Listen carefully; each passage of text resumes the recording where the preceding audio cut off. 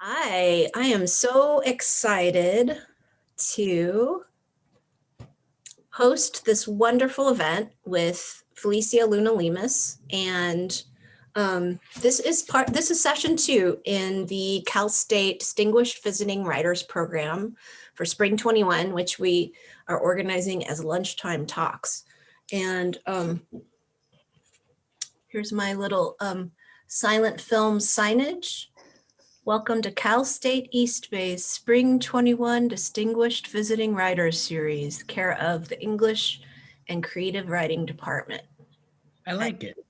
Woohoo!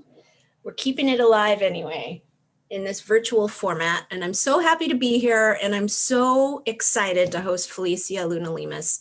I have a little introduction to read. Then let's give her a welcome. And this event is for her to read for a while. Then we'll do a Q&A afterwards. And then we all jump out of this event and into our classrooms with our creative writing classrooms. So we get a full afternoon with you. And luckily this audience who watches this recording can get a sense of reading from your new manuscript, your new book, which just came out. And it's so interesting and unique. And each book is so different. That's just really exciting. And I'm always in awe of authors who make different books each time. So thank you for being with us. And here's my little introduction, everyone.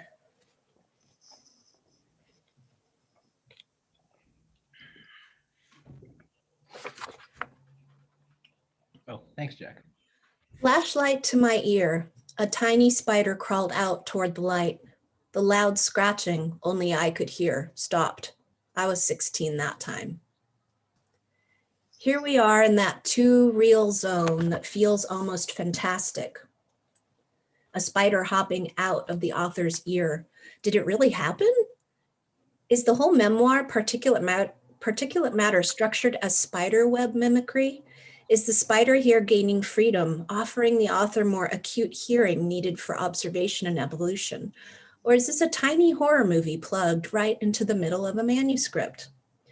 Unexplained metaphors, declaratives, and memories charted with indeterminate intention to simply slow down, recount, and record are all archived in the clear, direct language that populates Felicia Luna Lemus's most recent book, Particulate Matter, reminding readers that the act of recollection is a superpower, both magical and real, especially when digging into tough past experience.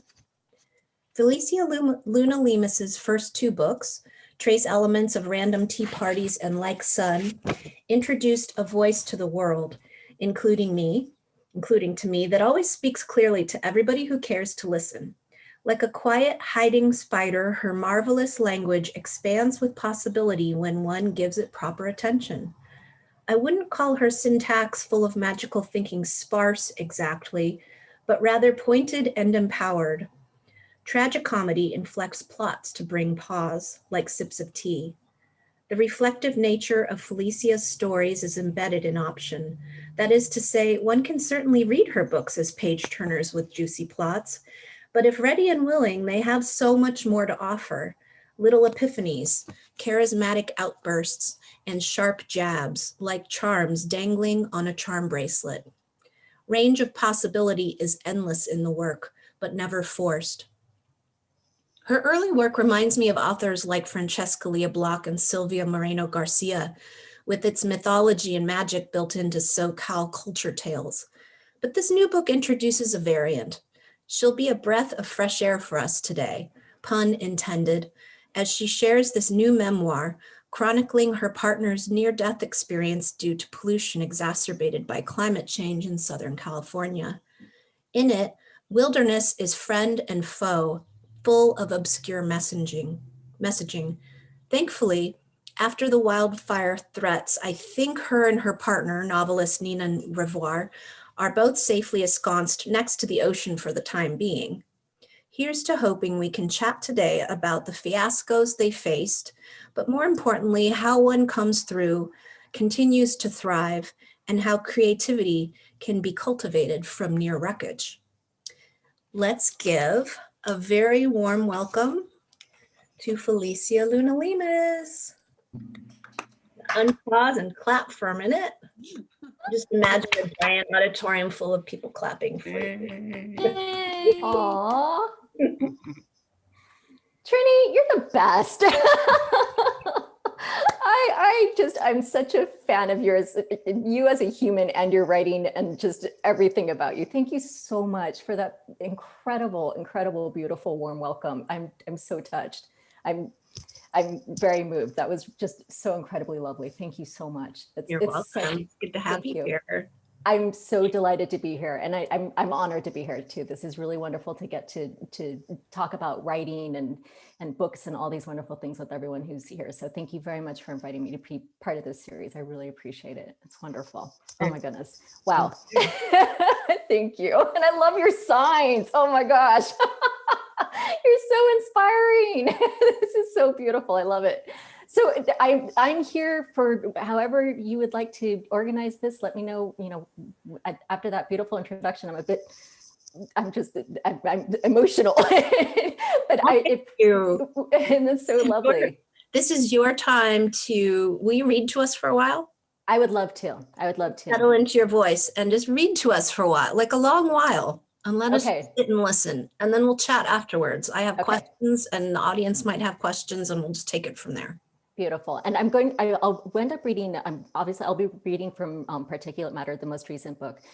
And anyone who has had a chance to read it or look at it, that some of the pages have, just a few words on each page. So they're just, I will read 2 sections from it, but it's a little bit different than reading from, say, for instance, my first 2 books, which were novels, where maybe I would read a chapter or part of a chapter. But I'll go ahead and read I'll read 2 sections, starting with the section that's at the very beginning. So I'm going to get a sip of water really quickly, if you don't mind.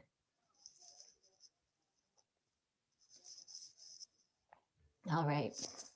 So this first section, I think the only thing that I really need to say is that it's definitely in this moment right before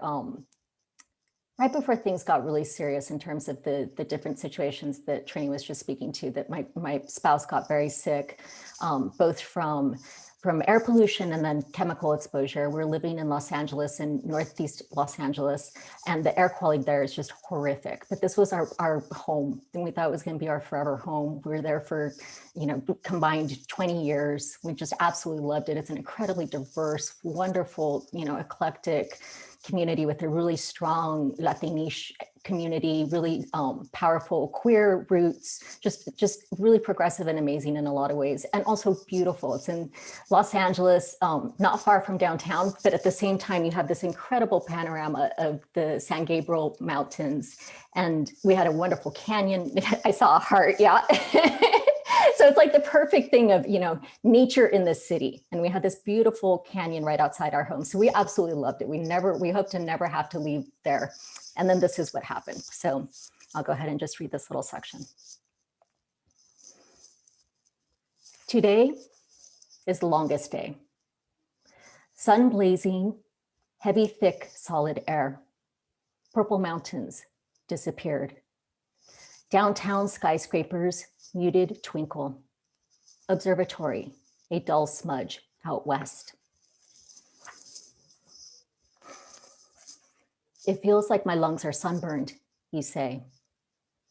We speed toward fluorescent lights and bleached floors and automatic sliding glass doors that open too goddamn slow. Again. My father's first wife died in a car accident at his side, pregnant with the child I once, when I was a child myself, thought was the first me. When my father died, 23 years later, he left me his first wife's wedding rings. You are the age he was when he died. I pushed this thought from my mind. The rings are jade and gold. They fit me perfectly. A lightning bolt killed my great-grandfather.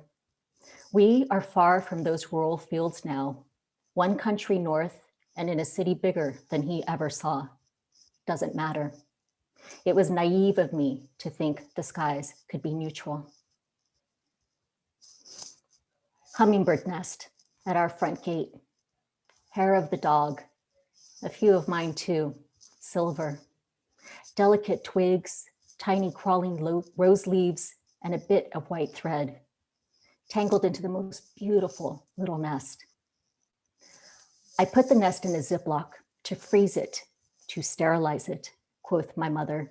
All things die in the freezer. Her collection of exquisite oddities stored beside ice cube trays to keep it on my desk. Then the whole thing makes me sad, that empty fallen nest. I should put it back where I found it, but it's mine now.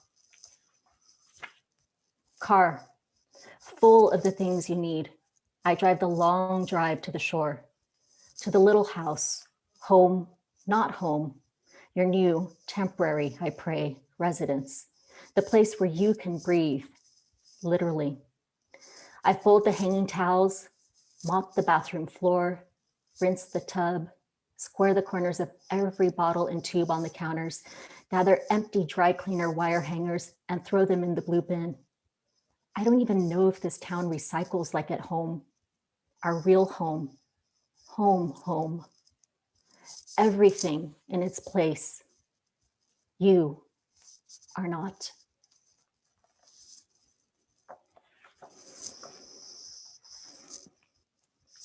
So this next section that I'm going to read from is the neighborhood that we were lucky enough to be able to move to, even though we did not want to leave our home, but we were lucky enough to be able to move to clean air. But that required moving to a neighborhood that was very different socially, culturally, politically than where we came from. It's beautiful in many ways. It's at the shore, so there was wonderful fresh ocean air. I mean, incredible privilege to be able to be here.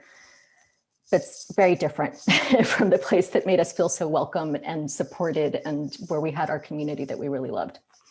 So this is from after that move.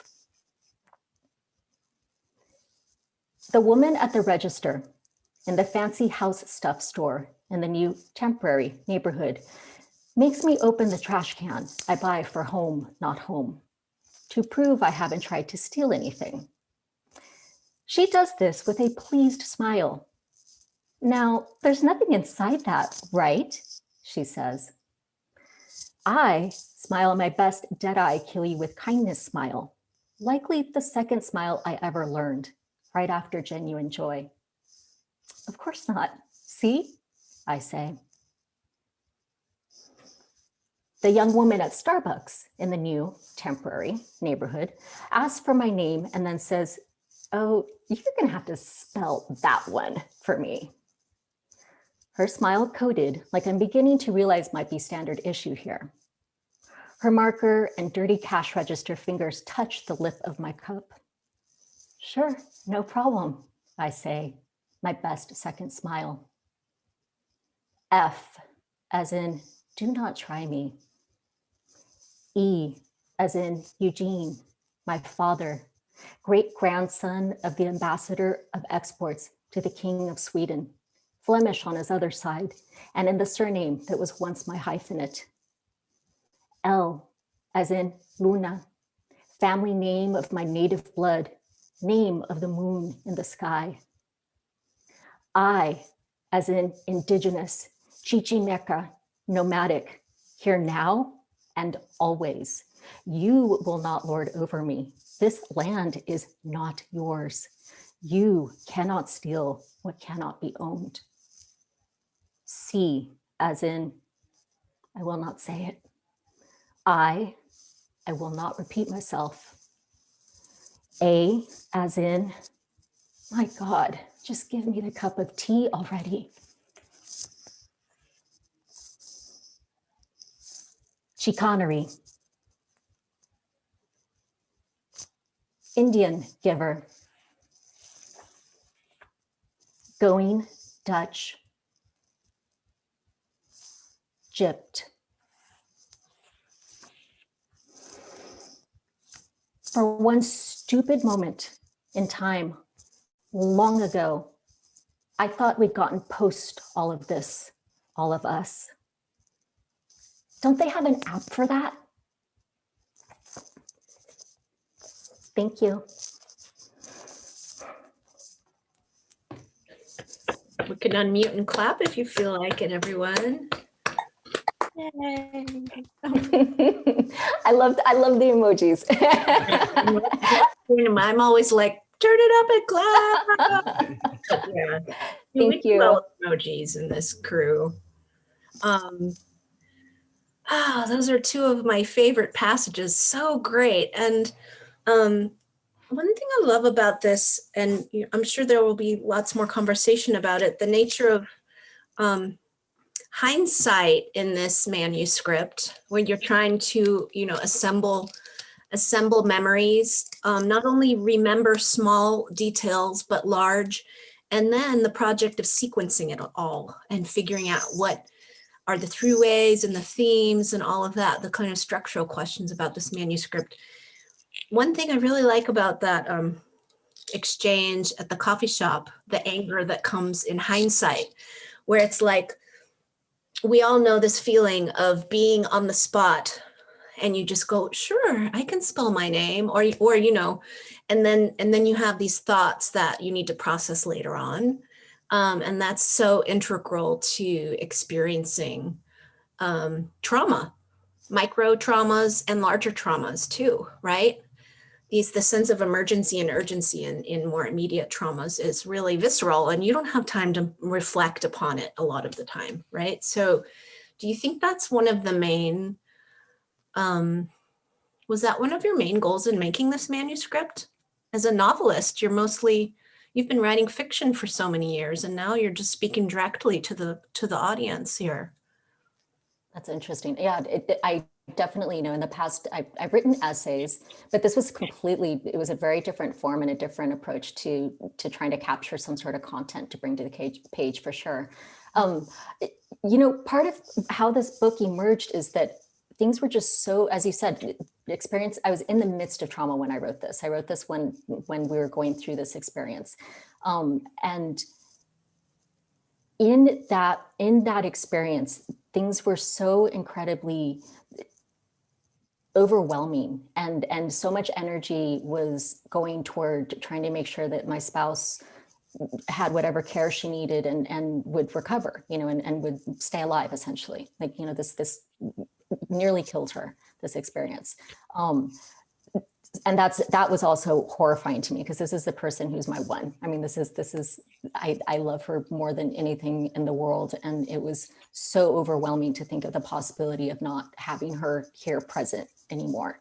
And I was writing really just to try to, I think everything was weighing so heavily on me and was so taxing and was it just was so exhausting, really, that I was just trying to get down on paper anything that I could to capture the day and stay grounded and to stay in touch with just the day-to-day, normal situation around us, and beautiful things too. I mean, there's also, the sections that I read, there's the hummingbird nest, which I think kind of gets to that, but there are so many beautiful things that I suddenly, in this altered headspace, saw so clearly and was so profoundly grateful for, the smallest things, just, the beauty of the world around me and nature. And I think, there's sections about the coyotes who are going through the neighborhood and the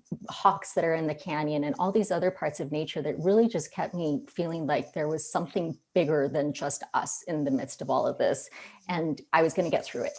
So, and I don't know, I think I was just trying my best to create at that point, I wasn't even trying to create a portrait. I was just trying to process what was going on and trying to focus on something beautiful. And it was almost like they were worry stones, I write down sometimes it would be one sentence, and I would just have it in my head almost just constantly throughout the day, thinking about it, playing with that one image or that one sentence. And that would soothe me and kind of keep me grounded in a way that I needed to be to get through the day. And then eventually, I would love to talk more about that. It's, eventually with time, there was a bit of distance, and then it became a narrative project. I was like, oh, okay, well, if I didn't intentionally think that this was going to be something I would share with anyone except for my spouse. It was me, it was for me, and it was also for her to see It's like a love letter. This is this is what's going on with me right now, and things are so scary and so overwhelming, but I love you so much, and here's where I'm at.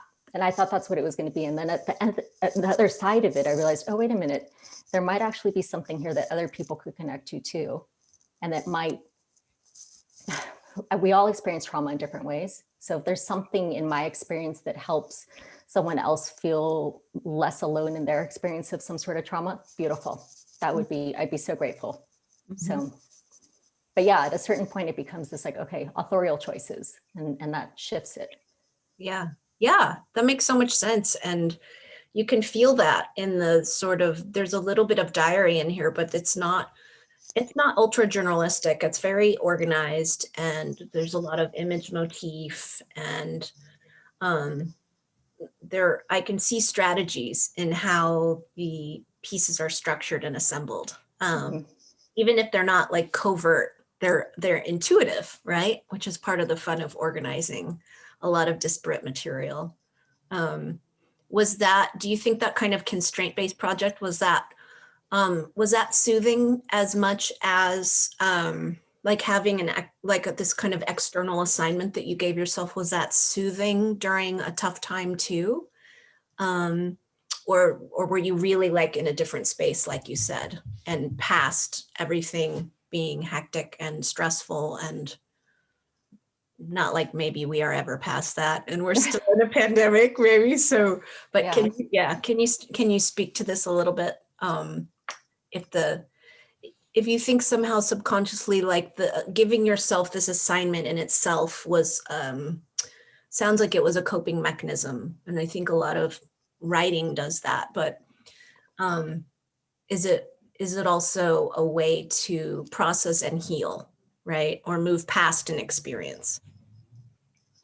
I could see that being the case. Yeah, absolutely. Just to kind of give shape to something that felt so out of control in the moment.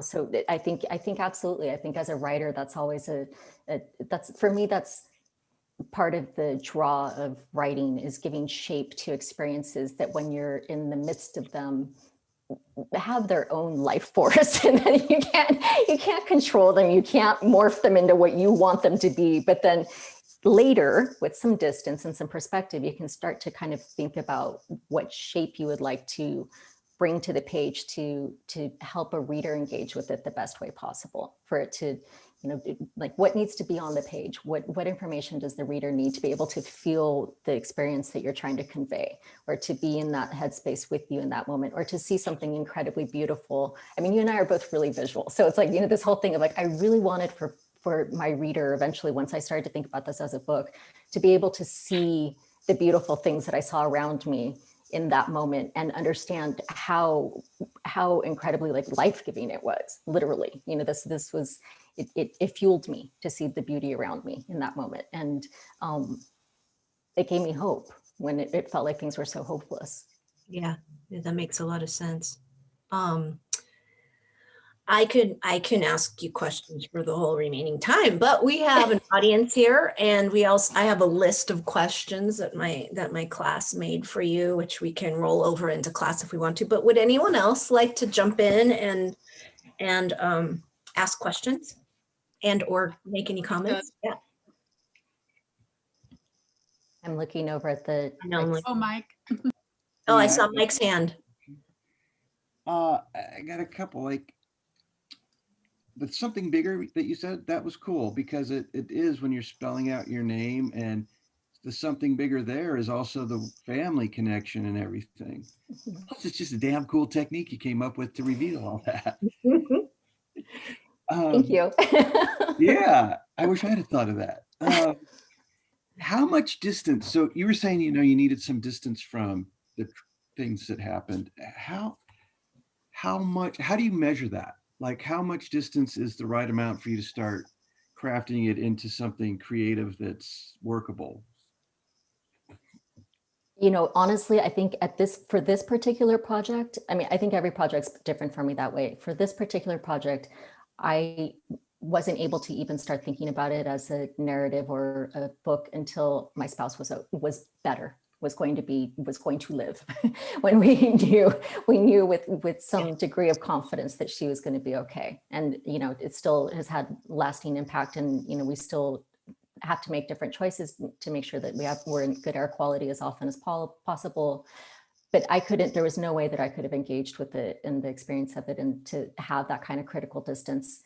I had no critical distance at that point. So it took until I felt like I was in a safer place, basically. And I knew that the situation wasn't going to end in disaster the way that we had thought, and, you know, the doctors were worried it might. So, but, you know, different projects, I think sometimes, I mean, my first book, there were things that I drew from autobiographical material in it that decades later, it took me until I was sometimes in a different geographic space. That oftentimes is something that shifts things for me. Like, I'm able to get a different perspective.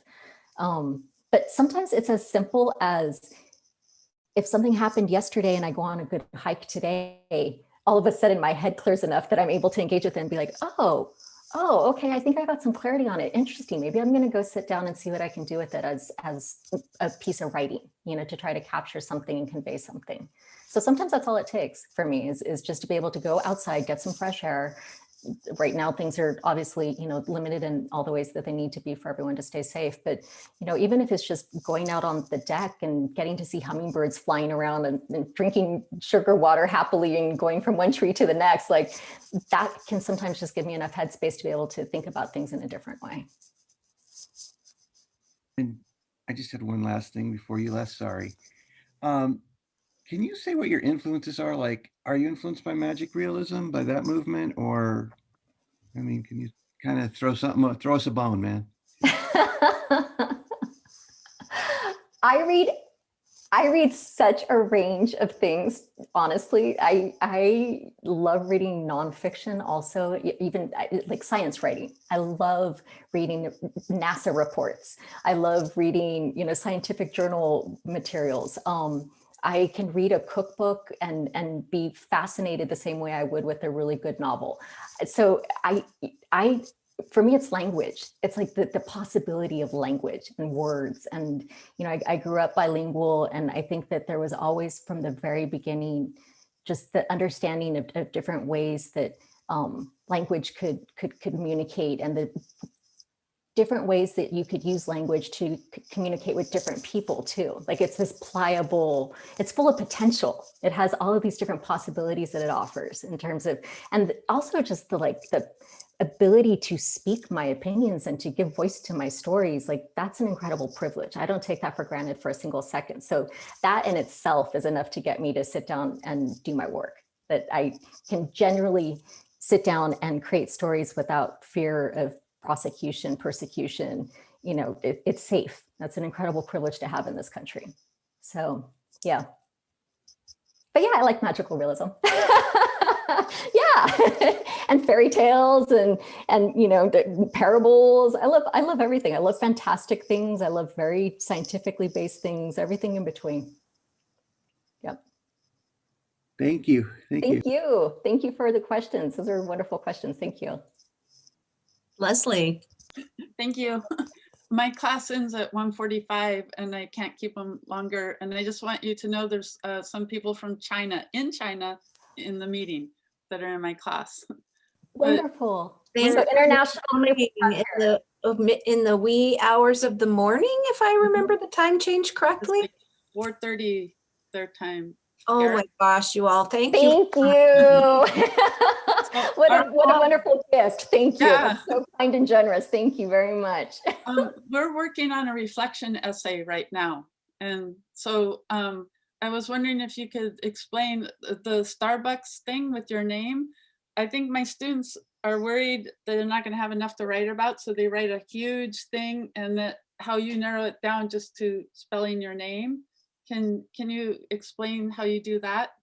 Like, make the, not have a huge topic, but your topic it covered a lot by just writing your name. And you're working on a reflection piece, you said. In particular, is there something in like A reflection essay? So they're reflecting on, you know, something, but what they do is they want to write about their whole high school. You know, I sucked as a student, and then by the time I graduated, I was okay. and I'm trying to get them to focus down more on one topic that we could like be there with them. I think that's excellent advice. And it's something that I've been talking about with my students lately too.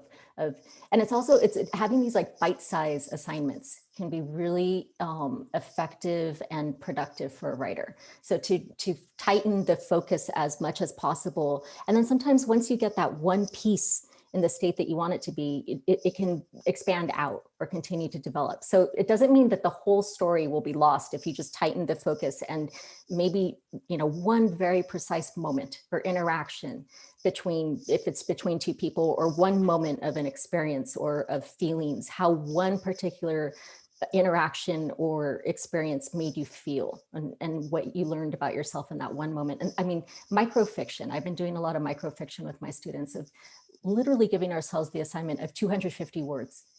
And we're going to employ as many narrative elements as we can in those 250 words, whether it's creative nonfiction or fiction, but maybe there's a line of dialogue, but definitely thinking about characterization and adding layer and nuance to characters not being one-dimensional, to give it depth. But you can accomplish so much in one page. And those, they're like these beautiful, rich, multifaceted jewels that then sometimes can continue to radiate out and just I think that's a great assignment. I think, in terms of how I did it with my name, I think that's an example of doing that one particular interaction and how it made me feel, what it stirred up in terms of, as Mike was saying, like all the things about heritage that came up in that particular moment, all the ways that it kind of situated me in a longer trajectory in my own family, in my own community, but it's all within that one moment of the Starbucks. I think that sounds fantastic. I'm excited you're doing that project. That sounds really great. Yeah, Leslie, that sounds really great. Thank you. I'm glad we're here. Thank you for being here. And to all the students, multiple time zones and everything. I really appreciate it. Thank you. Yeah, that's no easy feat, tuning in Asia. And I know that when the pandemic hit, I was teaching at Art Center in Pasadena, and I had mostly students coming from Korea, China, Indonesia, really a great array. And everybody was like racing to catch last flights back to their families, and finishing the term up with us remotely far before lockdowns, when Wuhan was starting, like prior to last March. And so I had everyone, it was just incredible, like the incredible levels of dedication, of the stress of finding tickets back home, family crises unfolding from 1,000 miles away, thousands of miles, and then, tuning in closets while the rest of the family is asleep, so they could make class. And I found this out, and I was like, you don't have to come to class right now. Like, go to sleep, like we'll do this asynchronously and stuff, but like, but they needed that structure and they wanted it. And this community, as we form this and figure out what it is, it's something, and it's a way for us to get some structure in an unstructured environment, in a chaotic environment. So I really feel like this book resonates with so many different kinds of experiences outside of also what you went through personally, in that way. I really like flipping through it and just picking little snippets, and phrases. And I had a question too. You mentioned the word persecution and the kind of privilege of the creativity bubble, being able to just write, which is such a privilege. And to give a little bit of a context for your previous two novels, Like Sun had, was it like a cinematic, I'm trying to remember, a Joan of Arc, right? No, Yeah. She's a historical figure from Mexican avant-garde in the 1920s who. Oh, that's right. Oh my God. Yeah. Can you talk a little bit about your previous two books with everyone who may not know them, and how different they are from this, to give a little bit of context, because they relate to this project, but they're really different too, and cover different swaths of history. Sure. My first book, Trace Elements of Random Tea Parties, is set both of them are fairly contemporary settings. Let's see, that one is basically set in Southern California, in Orange County, where I grew up, at a very conservative community.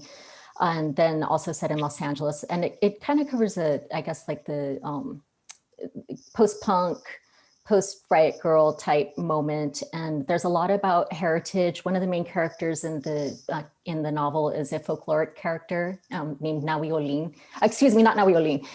La Llorona. I had Nawi on the brain. Right, I remember. And the Weeping Woman. Yeah, so the Weeping Woman, if anyone's familiar with her, if anyone here is Latinish and grew up, with any elders, she's the spooky folkloric, she comes with the Santana winds, with the wild winds that we get in Southern California so much, and flies through the night skies. And if you've been a bad child, she will snatch you away, right? And so this is always the threat that you have hovering over you, that your elders will never fail to tell you that will be your fate if you misbehave too much. So of course, for my first book, I thought, wow, there's nothing sexier and more powerful than that character. This is a woman with power. And That's of course, right. she's, yeah, and so. Femme Fatale, the original. Exactly. I remember this now. This has been a long time, 2003, right? Yes. And so, but of course, like within the whole colonial kind of legacy in Mexico, she's been cast as a bad woman, as a wrong kind of woman. She's held up, she's kind of part of this like, there are a few handful of kind of mythical and folkloric references of women who are basically going to be the downfall of humanity, and she's one of them. So I wanted to turn that on its head. I thought, she's been miscast in this history process. So she became a love interest. It's also a lot about, intergenerational immigrant experience. There's a lot between the protagonist and her grandmother who raises her, about what the cultural expectations are, growing up with a traditional grandmother and wanting to respect that and honor that and honor one's heritage, but still find one's own space in the world and own voice. So that's the first book. The second book had the Nawi Olin character that you mentioned. That's right. Yep. And this amazing photograph that Edward Weston, a really well-known photographer, took of her in 1924. I saw this photograph at one point. For me, I think, when was this? 1998, maybe? I saw it in the OC Weekly. It was this local, magazine that we had publication down in Orange County. And I saw it and I thought, who is this amazing riot girl? She just looked fierce and like punky and awesome. I have to go to this show. I'm going to this show. Then I look at and I read the article and I realize this is a photograph from 1924. Edward Weston, this famous photographer, took this photograph, went to the exhibit, saw it, and it just immediately compelled me. I couldn't find much historically about her at that point, and I just started imagining, who is this character? And that ended up being the second book, which was set in LA, also in New York. The protagonist is a trans man whose father passes, and he inherits a copy of this photograph of Nawi Olin. And so that's where the story starts and goes all kinds of directions from there. So, and yes, there's also a femme fatale kind of character that he falls in love with when he moves out to New York and is trying to start his life over again. And of course, he just, you can never get away from certain family legacies. So he finds himself entangled in all the ways that previous generations had to. So those are the two books. But there's a lot about, they all have a through line of heritage and, speaking to the Latinish themes and also a lot of queer themes. Yeah. It's interesting. I'm mulling over some bigger questions. Can we, with a few more minutes that we have, can I draw from questions that you all sent me in our preparation for this? There's so many good questions, and I wanted to ask a few on camera here because, and then the rest we can carry into class to be sure, since we can't get to them all. Is that okay? And I'll give you shout outs so I'm not co-opting student questions here in our classes. Unless anyone wants to ask questions right now. Yeah, influences did come up, Justine. I think before you jumped in. So sorry, messing with my internet here. No It problem. wasn't fun. Yeah, sorry. No problem. I'm glad you're here now. We made it. That's what matters. Thank you. Okay, this one's really, really good. We have to ask this on the air. This is from Alexandria. She read in an interview with you that you love crossword puzzles.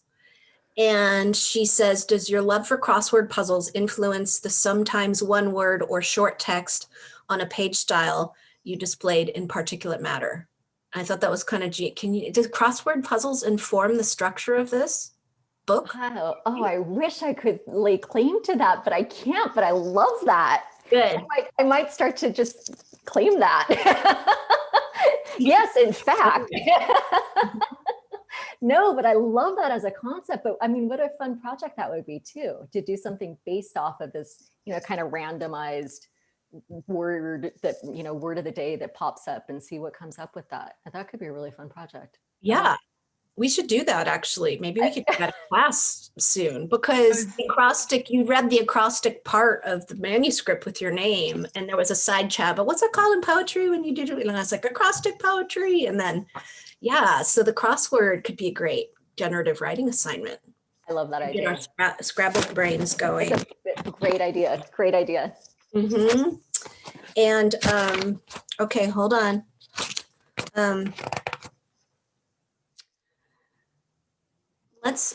Maybe we can conclude with a couple questions about nature, because this has been in wilderness area.